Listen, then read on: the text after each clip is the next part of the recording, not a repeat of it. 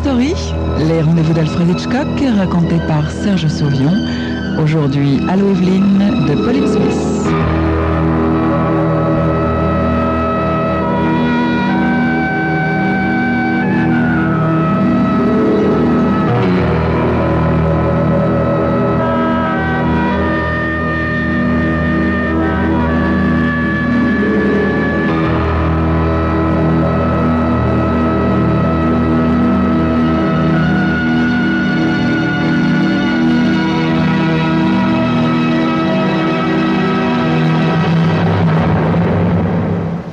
Chose que fait Evelyne en emménageant dans cette maison est de faire poser le téléphone.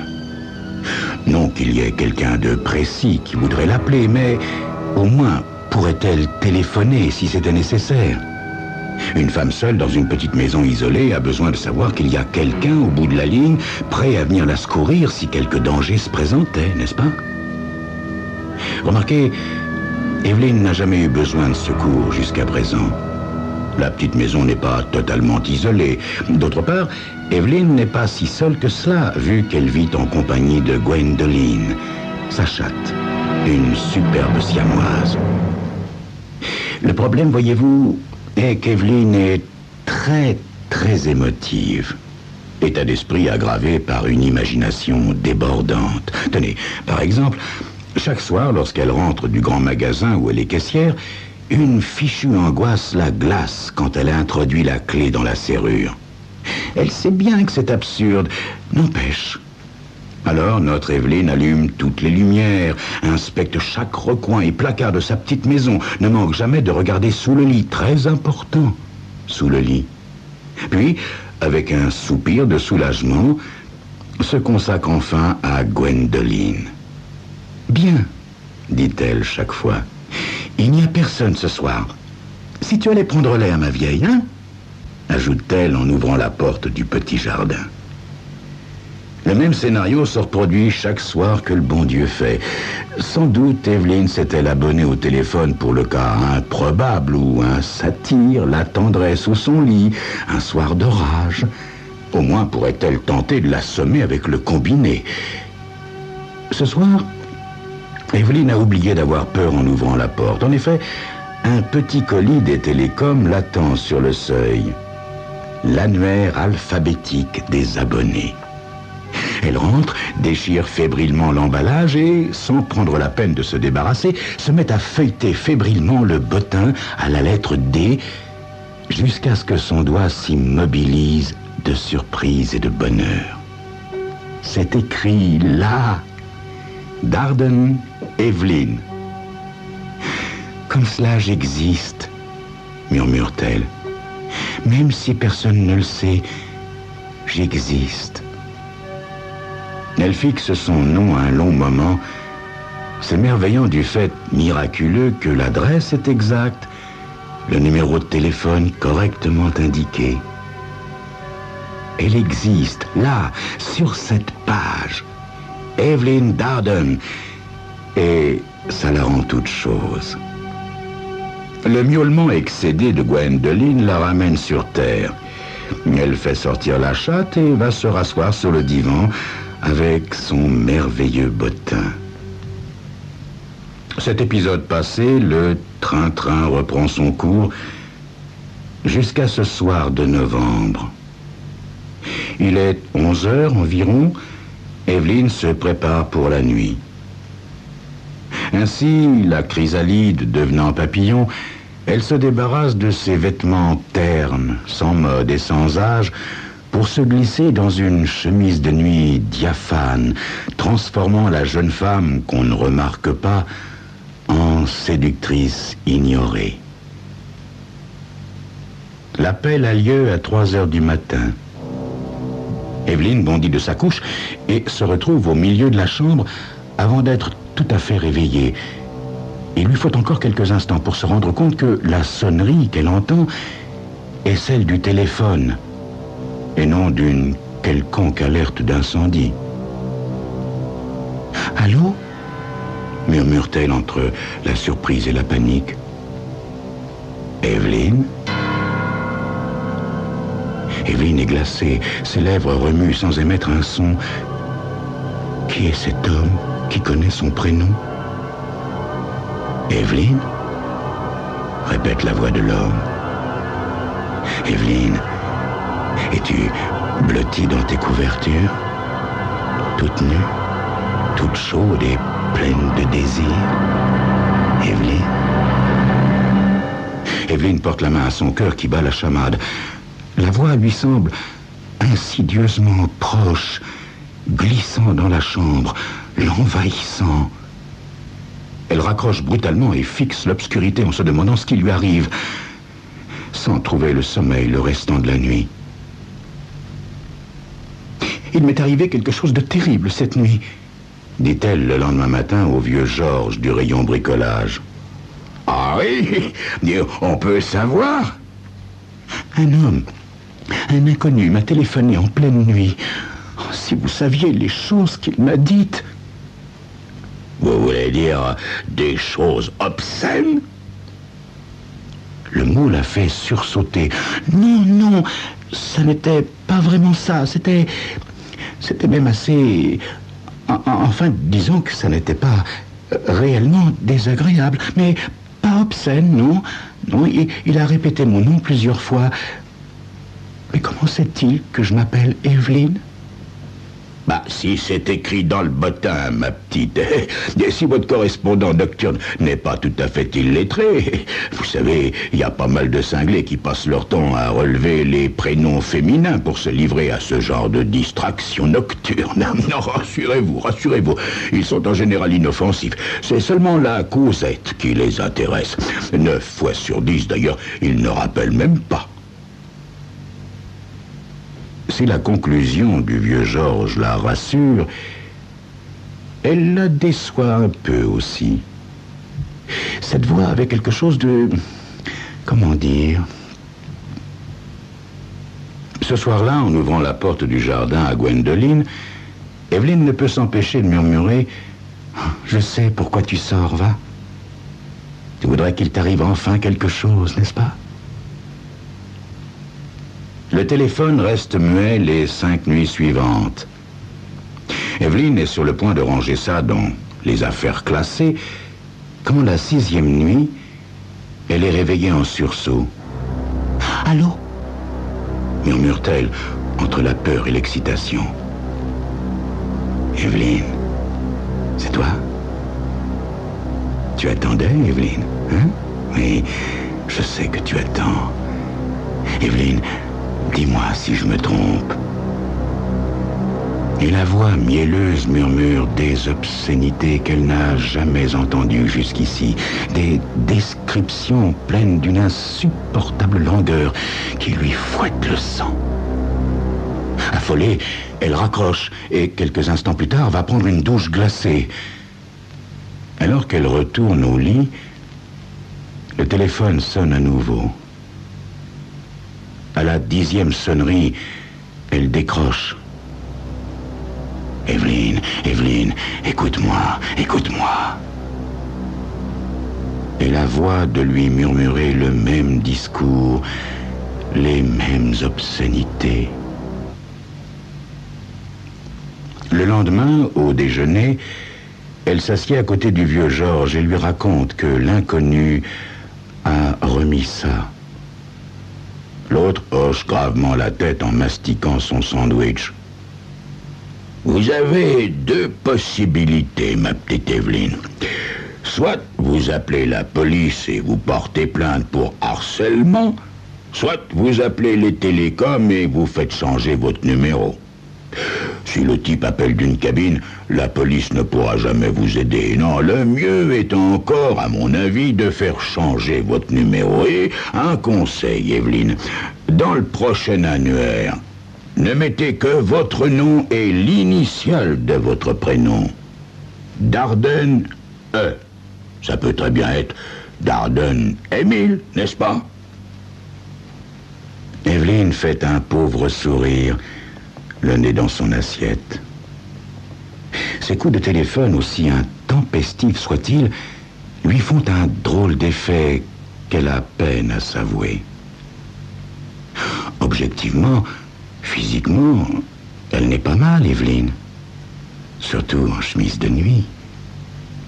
Mais, bizarrement, jusqu'ici, les hommes ne l'ont pas remarqué. Sauf celui-ci. Vous avez raison, Georges. Je vais demander qu'on change mon numéro. Cette nuit-là, l'importun attend 4 heures du matin pour lui rendre ses hommages. Evelyne, oh Evelyne, si tu savais ce que j'aimerais. Fichez-moi la paix, crie-t-elle en raccrochant. Demain, sans faute, je fais changer mon numéro.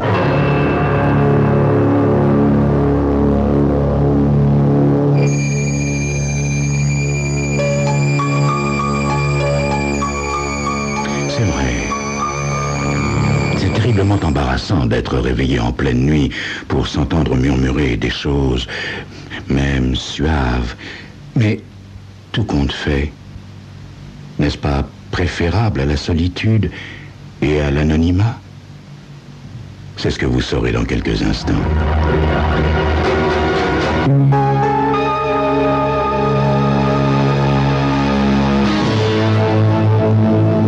Le téléphone sonne par intermittence tout au long de cette nuit affreuse. Malgré elle, elle décroche et écoute, son esprit se tordant de douleur. Mais elle écoute les murmures obscènes comme s'il devait être son châtiment de vivre seule, sans amour, sans protection. À 8 heures du matin, elle contacte la compagnie du téléphone afin qu'on lui change son numéro. Au déjeuner, elle est tellement déprimée qu'elle fait son possible pour éviter le vieux Georges, mais ce dernier, pas dupe, s'assied d'autorité à côté d'elle. Il a remis ça, hein? Oh, mais pourquoi, diable, ne décrochez-vous pas le combiné? Mais des fois que ma famille m'appellerait, ment-elle. De toute manière, j'ai demandé ce matin qu'on me change mon numéro. Evelyne passe l'après-midi à se persuader que le type est un malade, qu'un homme normal aborderait plutôt une femme normalement, c'est-à-dire dans le métro, dans la rue, qu'un homme normal éviterait de toute manière de susurrer des obscénités à une inconnue par téléphone entre 1h et 4h du matin, que plus vite elle l'oubliera, mieux ça vaudra, même s'il est le seul au monde à lui téléphoner. Le seul au monde, n'est-ce pas? Au fil des heures, ce jour-là, un cruel dilemme la déchire. Faut-il ou non renoncer aux appels du seul type qui s'intéresse à elle? Sa raison la met en garde. Ça peut durer des années. À 17 heures, il demande qu'on la remplace à la caisse et appelle les télécoms. Elle transpire dans la cabine vitrée, tandis qu'elle rappelle son cas à l'employé. Un instant, mademoiselle Darden, je consulte votre dossier. À chaque seconde qui s'écoule, Evelyne a envie de raccrocher. Elle sent le regard désapprobateur du gérant du magasin qui la détaille. Le regard du gérant qui semble dire « Est-ce donc si important, ce coup de fil? Fallait-il vraiment qu'on la remplace à la caisse ?»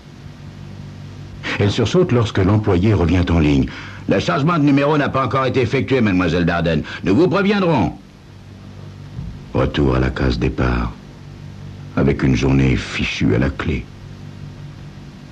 La nuit sera sans doute comme la précédente, comme la précédente, comme la précédente. Cette nuit-là, l'appel a lieu à 10 heures, alors qu'Evelyne se déshabille. Elle se réajuste à la hâte, reboutonnant sa blouse et saisit le téléphone. « Oui? Allô, Evelyne? Oh mon Dieu, cette voix. Quelle pluie, n'est-ce pas, Evelyne, aujourd'hui? Es-tu séchée, réchauffée, hein? Un vrai déluge, cette pluie. » Evelyne a l'impression que l'inconnu est là, dans la pluie qui frappe contre les vitres de sa chambre. Evelyne, as-tu fait sortir Gwendoline par un temps pareil? As-tu eu le courage de mettre cette pauvre bête dehors? Evelyn, ce ne serait pas gentil. Soudain, folle de terreur, Evelyn raccroche violemment. Tout à coup, elle entend un grattement quelque part, un grattement régulier, comme si quelqu'un essayait d'entrer par Dieu sait quel moyen. Elle manque de hurler quand elle aperçoit un mouvement rapide, sombre, furtif, dans un coin de la chambre. Quelque chose saute sur le lit. Gwendoline. Gwendoline. La chatte plaque ses oreilles en arrière, siffle une insulte et disparaît en grondant. Evelyn court à la porte pour s'assurer qu'elle est bien fermée, puis revient au téléphone et compose le numéro de la police. « Allô? Allô, police ?» Entre deux sanglots, elle raconte son drame au sergent de police anonyme. Après un silence, le policier répond « Vous êtes victime d'appels obscènes? C'est pire! C'est pire, sergent. Il sait tout de moi. Il m'épie. Il est au courant que je fais sortir tous les soirs ma chatte Gwendoline. » Un instant, mademoiselle, un instant. Il a pu entendre miauler votre chat au cours d'un précédent appel. Non, non, non. Il sait que je travaille. Il m'a demandé si je m'étais séché et réchauffé. Or, en rentrant ce soir, j'étais trempé par la pluie. C'est donc qu'il m'a vu. Le sergent de police, que tant de cas semblables ont sans doute blasé, répond imperturbable. « Oui, supposition normale, mademoiselle. La plupart d'entre nous travaillent et la plupart sont rentrés sous la pluie. »« Il m'espionne, sergent !» hurle-t-elle dans le combiné. Puis, elle s'interrompt brusquement. Non, elle ne doit pas hurler ainsi, n'est-ce pas? Le policier va l'étiqueter dans la catégorie des hystériques. « Sergent, sergent, j'aimerais être protégé. » Calmez-vous, mademoiselle, calmez-vous. Nous allons mettre une voiture de patrouille dans votre secteur. Oh, c'est vrai, sergent? Oui, je vous assure.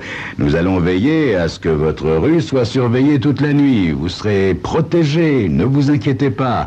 Merci, sergent. À propos, mademoiselle, ces tordus, en général, ne font que téléphoner. C'est tout ce qu'ils font. C'est leur seul plaisir. Bien, nous enverrons une patrouille toutes les 2 heures. Evelyn raccroche en se demandant « Et si quelque chose arrivait entre 2 patrouilles ?» Une aube grise et sale lui apporte le seul réconfort d'une nuit d'insomnie.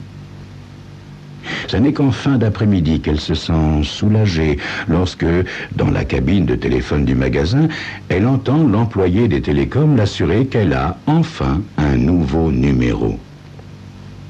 Elle raccroche d'une main tremblante, éprouvant à la fois un sentiment de réconfort et celui d'avoir perdu quelque chose. « Vous voyez !» lui fait le vieux Georges en fin de journée. « Tout est bien qui finit bien, hein, n'est-ce pas ?» Espérons-le, Georges. Espérons-le. Comment ça, espérons-le? Oui, il connaît mon adresse. Il sait tout ce que je fais en rentrant. Par exemple, il sait que je fais sortir Gwendoline, ma chatte. Allons, allons, Evelyn, il l'a sans doute supposé. Non, croyez-moi, vous allez enfin pouvoir dormir tranquille. Ce soir-là, en rentrant sous une pluie battante, Evelyn croise une voiture de police qui descend lentement sa rue, son gyrophare rouge à l'amicale. Elle se rappelle soudain qu'elle a oublié de dire au policier qu'elle avait changé de numéro. Elle sourit. 2 précautions valent mieux qu'une, n'est-ce pas? Voilà. Maintenant, c'est fini. Tout est bien. Enfin, Evelyn glisse la clé dans la serrure de sa petite maison isolée, qui n'est maintenant plus isolée du tout. À peine la porte ouverte, Gwendoline, sa chatte siamoise, file dehors à toute allure. Evelyn hausse les épaules en souriant, referme la porte, allume les lumières, fait son inspection habituelle du living room, puis se dirige vers sa chambre à coucher, tâtonnant dans l'obscurité en direction de sa lampe de chevet. Evelyn, mon Dieu, La voix, là, tout près, sortant non plus du téléphone, mais d'une poitrine d'homme. Evelyne. Le cri que pousse Evelyne, d'abord étranglée de frayeur, se change en hurlement, puis soudain, le hurlement s'éteint. Et peu à peu, s'élèvent dans la chambre des petits cris qui se transforment en gloussements et en râles de plaisir. 2 heures plus tard, la voiture de patrouille redescend la rue, son gyrophare rouge en fanal amical.